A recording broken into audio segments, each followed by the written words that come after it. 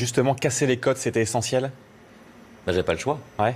C'est-à-dire que c'est ce que je raconte dans le livre, quand au début j'ai essayé de prendre la filière traditionnelle, c'est tout juste sur me regarder. Voilà, puis je suis heurté à des gens qui m'ont sorti des choses incroyables. On m'a proposé, on m'a dit oui, c'est sympa ce que tu fais, mais comme t'es pas connu, on va te faire signer ça par un artiste qui est connu et comme ça on va faire du business. Le pire. Voilà, donc c'était juste pour l'ego. Voilà.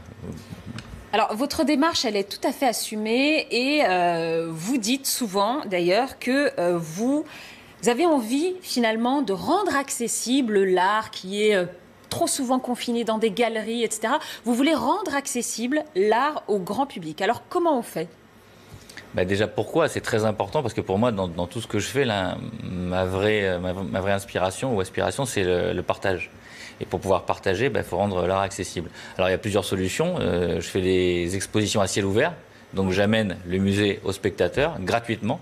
Comme à Megève, par exemple, sur les pistes. Comme à Megève, à Courchevel, à Val-d'Isère, dans toutes les stations de ski, même en Suisse, à Cannes, Saint-Tropez, enfin, dans toutes les stations balnéaires.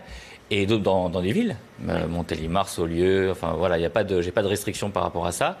Et aussi, j'essaie de faire quelque chose qui est très compliqué, pas mal critiqué aussi, c'est que j'essaie de créer des sculptures et grâce à des partenaires à des prix très accessibles, comme les deux sculptures que vous voyez là. Alors, on va aller voir justement ces sculptures, parce que vous nous avez fait le plaisir d'en apporter avec vous.